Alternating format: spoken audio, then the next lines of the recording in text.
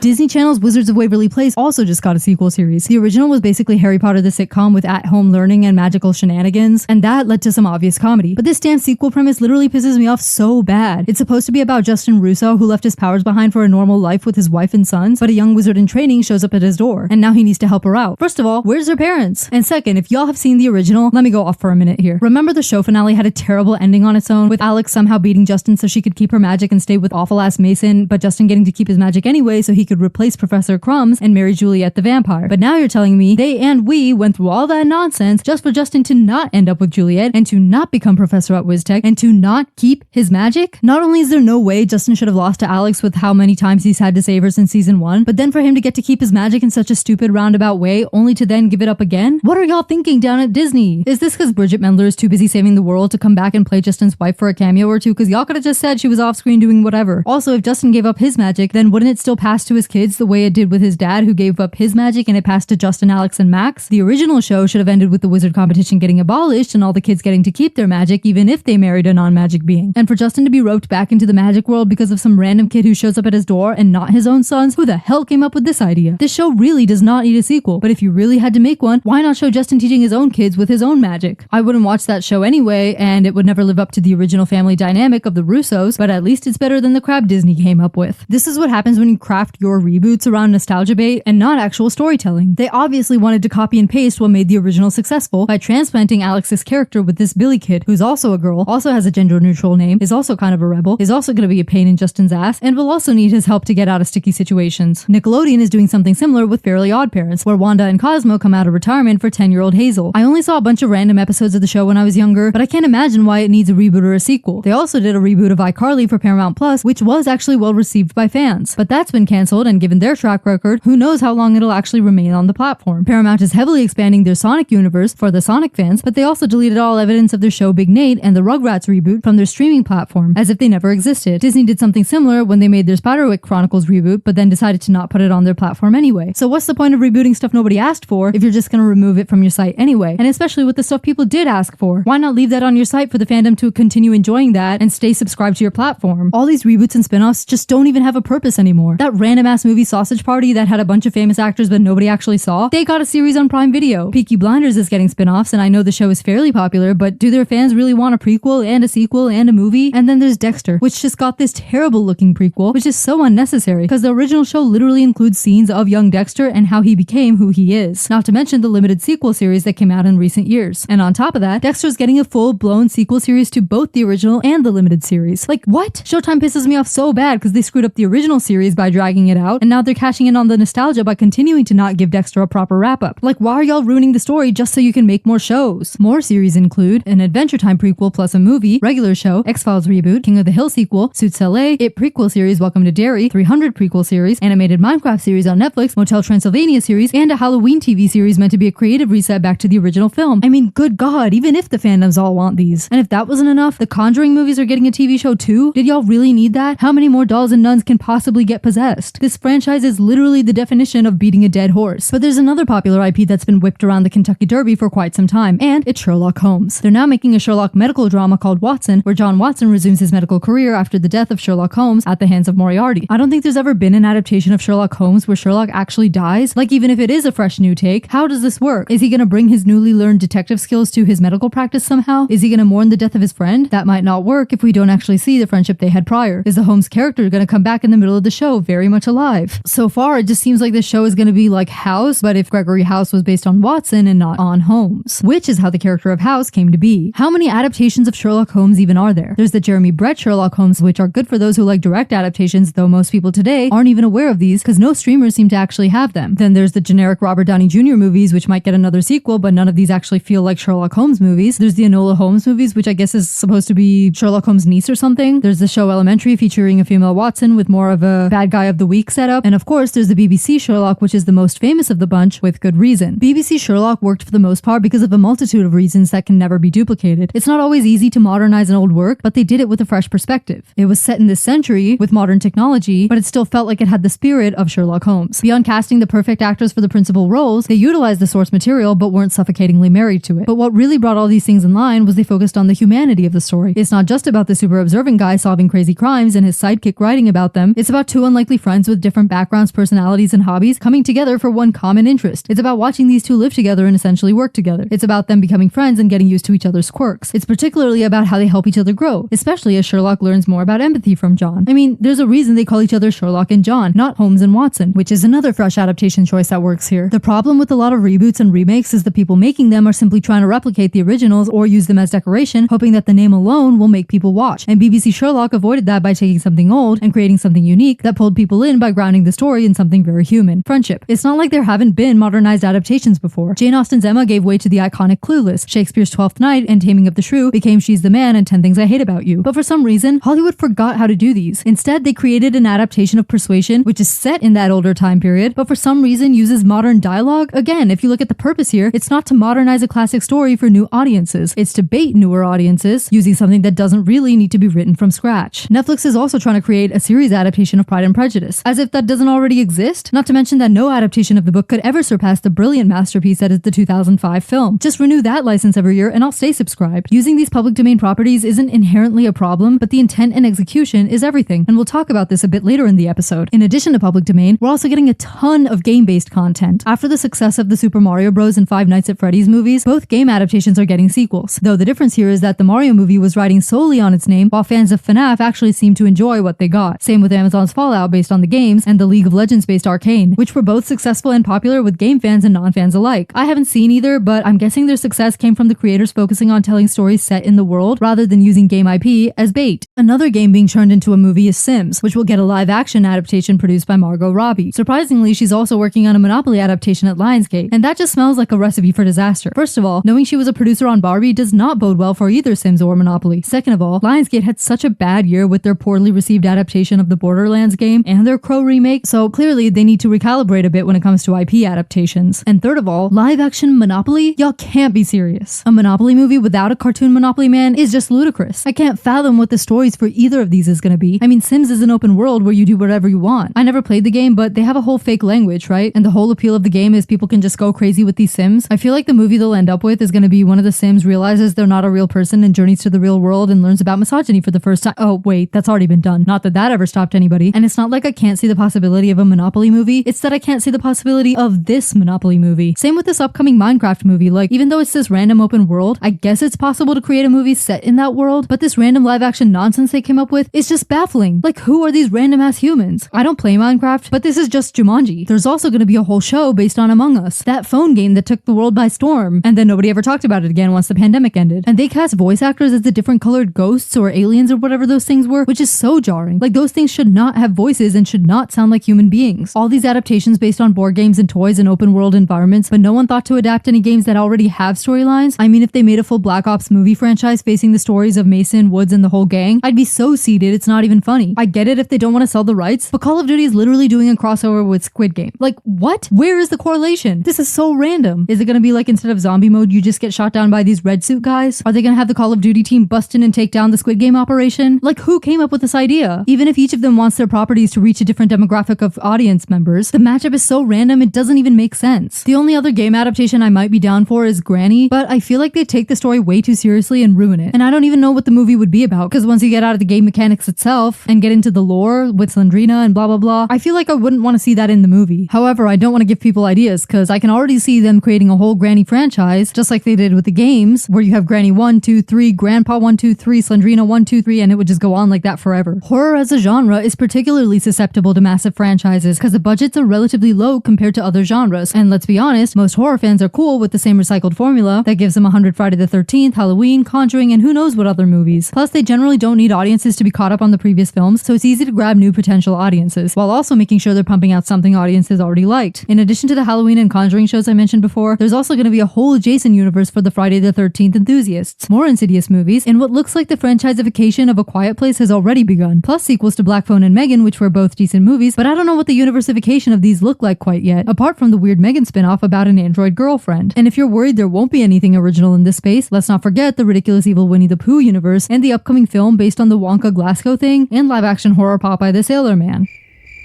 Good lord. I mean, you'd think with lower budgets they could invest in more original ideas. Even Alien and Predator, which were originally horror, continue with more installments than ever before. Honestly, genre doesn't even matter. Every single movie to ever exist is probably gonna get a sequel or reboot at some point. Bridget Jones is coming out with yet another addition to his franchise, in which every movie she has to pick between two dudes. And it's like, oh my god, you've been doing this for almost 25 years now. Even movies that came out forever ago, like The Devil Wears Prada and Heat, are getting sequels, plus the recently released Beetlejuice and Gladiator sequels, though it seems like fans actually did want these two. So it's not always cut and dry. I mean, I might actually be tuned in for the Polar Express sequel. Maybe. There's even gonna be a Freaky Friday too, and while that seems insane, let's not forget that the first Freaky Friday was a remake in and of itself. I never saw the original, but I do know that it wasn't based on a racist stereotype like the popular 2003 one. But besides that little detail, are remakes and sequels inherently bad? One of my favorite films of all time is the Marilyn Monroe and Jane Russell version of Gentlemen Prefer Blondes. This film is literally immaculate, but guess what? It's a film based on a Broadway musical based on a book that was first made into a silent film in the 1920s. It's a remake and an adaptation of an adaptation, but it's the best of them all. The 2010's Planet of the Apes trilogy was also a reboot of something that's been made multiple times, and they're fantastic movies that gave birth to The Legend of Caesar and made serious strides in the world of mocap and VFX. And what about the Mission Impossible movies? That first iconic Mission Impossible film was a reboot in and of itself, and except for the mediocre second film, this reboot spawned an entire 8-part series that just got better and better as they unlocked a fantastic overall story with some of the most original action set pieces out there. Contrast that to the cash grab known as Fast and Furious, another action franchise but mostly original, based only on a magazine article about a true story, and it's literally on its 10th or 11th version of the same movie it started with. But even here, I know some people really love some of the middle installments of this series. When you think about it like that, it's kind of wild how many of our favorite movies only exist because somebody made a sequel to something we loved. I loved Now You See Me, but I really loved Now You See Me 2, and I've been begging for the third, which seemed like it would never happen, and now it actually is. Like, I'm so there. I'm so there, it's insane. The very first Pirates movie was pretty much entirely original. They very vaguely based it off a Disney ride, and of course the concept of swashbuckly pirates is enticing, but it was a massive risk to make a movie where the two main characters were played by an unknown girl and very new rising star Legolas. However, once this movie did well, Pirates 2 and 3 were not only greenlit, but they smashed through the box office, seriously outperforming the original. And look, they could have been soulless cash grabs, because obviously the success of the first guaranteed the success of the next. But the writers and the director and everyone involved with those movies did such a fantastic job that these sequels went on to form a universally loved trilogy of movies that gets rewatched and talked about to this day. Although Curse of the Black Pearl gave full closure to Will and Elizabeth's individual and relationship arcs, as well as Jack's storyline, Dead Man's Chest built on that by pushing all three characters even further into their absolute limits in Outworld's End. They expanded on the world and themes, and they created a cohesive unit that worked together. And this is why there's no way the apparently upcoming Pirates reboot could possibly work. Not only a reboot, but a spin-off as well. I'm sorry, but there is no Pirates without Will and Elizabeth. They're the two protagonists of the original trilogy. That story was specifically about them. Jack Sparrow may be iconic, but On Stranger Tides proved that the story was long over with Will and Elizabeth's exit. Their cameos in movie 5, which featured their boring son and Barbossa's boring daughter, just weren't enough. Will and Elizabeth's journeys were very specifically tied to the idea of constricting colonial life versus freedom of the seas, and without a similarly binding core foundation between the themes, characters, and plotline, the 4th and 5th movies could only sink to the bottom. Unless Pirates 6 were to somehow bring Will, Elizabeth, and Jack back together, there's no way I could find myself caring. And even then, their stories are over, and there's literally nothing more to tell. Now, if Disney still wants to capitalize on pirates, then I'd be so seated for a Pirates of the Galaxy movie featuring Hondo Ohnaka and his pirate crew. While I haven't been into Star Wars in a really long time, a Hondo Ohnaka movie would definitely bring me back. They're actually doing a kids show called Skeleton Crew, which doesn't seem to feature him, but could be a fun option for its target demographic. And even though I personally haven't been into anything they've been doing, I think it's a pretty smart way to expand their quite literal universe, which is a huge galaxy's worth of planets and settings. While the sequel trilogy was pure nostalgia bait, at least their TV stuff seems like it's been trying to tell different stories for different demographics. It's kind of like how with the superhero genre, you can have stuff for kids, stuff for adults, TV shows, movies, live action, animated. Like, there's a lot of options for the various demographics of people that are into different things. It only really becomes a problem when something made specifically for children is turned adult because of shock value or nostalgia bait or the edginess factor. Since shows like The Mandalorian and Andor feel like they're made for audiences that prefer something more mature, I think that leaves a lot of untapped potential for Star Wars as a whole in that middle ground between stuff for kids and stuff for adults that doesn't feel like a rehash of the original. The Clone Wars show was probably the best they've done in terms of expanding the universe but also keeping it accessible for all ages, so it might not be the worst idea to get some inspiration from there. They actually did a bunch of these 3 or 4 episode mini arcs within each season, and that would be the perfect route to go for an adaptation based on the Magic Treehouse books, where each set of 4 books is one complete arc. But unfortunately, the books were acquired by Lionsgate way back in 2016, and they've done absolutely nothing with it since then. It does make me kind of nervous for if that adaptation does ever get made, just because of the current climate of adultifying kids stuff for nostalgia bait. I had the misfortune of coming across this stupid ass online post suggesting an A24 version where Jack and Annie are adults and have to stop a presidential assassination, and it's just the dumbest thing I've ever read. So if this adaptation that people have been waiting for ever since the books came out in the 90s, please, dear Lionsgate, do not listen to random edgelords on Reddit or the other studios in your town with the same track record. Lionsgate has, however, been back on the Hunger Games train, adapting 2 prequel movies based on 2 prequel books by the author of the originals, focusing on the backstories of popular characters. While I'm sure the author had things to say with these books, we can't pretend like they aren't, at least from the studio standpoint, still capitalizing on nostalgia and fandom. As I mentioned in the YA Dystopia episode, I hated the Snow prequel movie, and while I'm hopeful for the Haymitch one, it probably won't capture the magic of that first Hunger Games film. And in this case, similarity to the original actually is important, because the Snow prequel, while it was a Hunger Games prequel on the surface, it didn't really feel like it was in the same universe as the Hunger Games movies that we were familiar with. And that's because of the story, the characters, and the overall writing of the themes. Meanwhile, with fellow dystopian series Maze Runner, there's a possibility for more films in the universe based on existing prequel and sequel books. I liked the Maze Runner movies a lot, but I'm not sure I want to see what came before the maze, because it seems a little depressing, and more importantly, I don't want to see a different cast playing our principal characters. And though it might be interesting to see what came a long time later in the future, I again must not understate how big a part of the main trilogy's characters and actors played in those films. However, depending on what they do, especially in terms of using their unique world to explore relevant themes and creating strong character relationships, I might be curious enough to check this stuff out. And honestly, even if I'm not into any of these, some people do want these. And budget-wise, it can be good to expand on worlds and environments that have already been designed and expand on that. This is especially the case for sequels to animated movies, since they sometimes don't have to worry about recreating the world and characters and rigs, which takes a ton of time and manpower. It's not like they have nothing new to do or add, but it can definitely eliminate a lot of upfront work compared to having to create new environments and characters every single time. Like, look at the Mario movie. The story may be god-awful, but it's really stunning visual design. Why would you not want to make sequel after sequel when you've already got such incredibly well-designed worlds? And you know what? If they decide to remake Mario in 10 years with the same animation team but actually make the story good, I'll be seated. No doubt there are creators in Hollywood who feel this way about a lot of timeless IP, like Shakespeare, for example. There are countless different versions of Macbeth, Hamlet, Othello, Romeo and Juliet, etc. getting remade all the time, but it's not really to get audiences in the door. Beyond the modern adaptations we talk about that took interesting public domain stories and crafted them for teens to the point where people might not recognize what they're actually based on, these adaptations are more about the fact that these plays and characters have become staples in literature, so different artists, writers, directors, actors, they're all interested in putting on their own version of it. It's why Matt Reeves is making a Batman universe that fans see as different from all the other Batman stuff, and it's why I'll probably be tuning in for the James Gunn Superman, because I can feel this project comes from him having a genuine connection with the source material and having a very specific story he wants to tell. And for creators who don't have the resources of Warner Brothers at their disposal, there's nothing inherently wrong with remixing public domain stories, especially if you're a newer filmmaker or a smaller studio. Authors have done this too, twisting very popular fairy tales to get more eyes on their work. Walt Disney himself started out this way, launching a whole animation studio off public domain adaptations. Guillermo del Toro, who is a very well-established director known as a unique visionary, he's put his own spin on Pinocchio and Frankenstein, stories that I'm sure were inspiring to him growing up. Also featuring Pinocchio, unfortunately, is the ridiculous Twisted Childhood universe. But as much as I hate the concept, I understand that for smaller companies, public domain properties, horror adaptations, and franchising can be a great way to rake it in, as I discuss in my Adultifying Kids content video. Of course, that doesn't mean public domain is the only option. Like I said before, many of our favorite franchises did start as original movies or shows once, but they were actually good. A lot of new and upcoming original film ideas, as well as recent releases, are just as bad as many of these reboot ideas. I'm seeing a lot of satire wannabes that don't want to put any thought into crafting actual compelling stories. I'm seeing super generic action ideas that hinge on star actors rather than interesting storylines, and I'm seeing rehashes of existing movies and topics but with a crap story. And I'm guessing as I said these, you probably had some recent films come to mind. And among those are probably some Netflix originals. Netflix is a confusing case, man. I brought them up multiple times in this episode for both good and not so good things that they've done. And while they do produce big budget original films, those movies are total crap like Red Notice. So what's the point? Like, congratulations, you had millions of people tuned in because there's nothing else to watch and they all hated it. You'd think the success of these movies, which comes from shoving them down the audience's throats, would give them some idea about the importance of marketing. But they're also notorious for making shows that they don't market and canceling them after one season. So you're not even giving it time to grow. It's like a catch-22. People don't want to start a new series and get invested only for it to be pulled right before the story's even finished. And so they don't give those new shows a chance. But because of that, those new shows get canceled right away because no one's watching them. This is why Netflix is huge on limited series, because audiences are guaranteed an ending. So if they see this new limited series on the Netflix homepage, they'll probably watch it right right away in that one weekend. And unless it's truly high quality, it's out of sight, out of mind, like all the Netflix original movies. This is the problem with these studios. They're thinking short term. How do we get people to subscribe right now and forget to cancel? How do we get them to click the first thing on the homepage? How do we get as many people in theaters as possible with as little effort as possible on our part? They're not thinking about building a library of content that'll keep people coming back for years to come. And so ironically, this is the same reason why you get both spin-offs and sequels and terrible original ideas made to market themselves, which is something that's happening in the publishing world as well with the tropification of romance books. So regardless if it's new and original or a reboot, remake, sequel, spin-off, you have to find creative ways to market it. Don't just put it out into the void and hope somebody finds out and tells their friend or that the algorithm picks it up. Y'all look at these older shows doing well on streaming and think, oh, let's use nostalgia and make reboots and spin-offs. Like, no, the reason people are watching them is because they're complete. They've had time to gain fans and audiences and enter into the zeitgeist even. With the digital era, movies and shows can't ever really die if you think about the long game. Pulling canceled or even unaired shows off your platform because you think you'll make more money from the tax break is just screwing yourself in the long run, because there will always be a chance for someone to discover that piece of media, as I talk about in my Strikes in Studios episode. And who knows, maybe you could have one day turned that into a whole universe, but now you'll never know. And that's because you're making entertainment content for immediate returns, not for the sake of telling stories that reach people and stay with them forever. And that's really the main point of this whole episode. It's all about story. It always is. Whether it's a reboot or sequel or something brand new, Hollywood needs to focus on coming up with great ideas and executing them with passion and finesse. There's actually enough great movies and shows out there to convince me that there are writers and producers and studio execs and people in the space in general that prioritize good storytelling. It's why I'm so excited for the Phineas and Ferb revival, because it's not only a continuation of something I loved, but I know that the creators and everyone involved with the project really love it too, and they've been super excited to keep telling stories in that world. I'll be doing a breakdown of the original show before the revival comes out, but if they can manage to keep the same spirit, I have no problem watching 100 more episodes of them following, breaking, remixing, and even scrapping their familiar but solid formula. Good ideas and good storytelling will always have me seated. It's what got me rewatching the 50s feature film versions of 12 Angry Men and Gentlemen Prefer Blondes multiple times, even though they're not technically the originals. It's why I gave the completely original Dairy Girls a shot, and why I'll be tuning in for the creator's next project, because now I trust what she can do. It's why I'm hoping that one day there's gonna be a big budget Barbie movie that I actually like, more along the lines of Barbie Life in the Dream House rather than 2023's Bad Idea Fest. It's why I'm on the lookout for interesting original films that are either upcoming or have existed for several years. And it's why one day I'll be thrilled to hear about someone turning a new favorite show or movie into a whole universe. Give me something worth watching at least once, or give me something worth watching 10 times, or give me a whole universe worth watching. Just give me good stories and actually bother letting me know they exist. That's how you build an IP that truly lasts forever.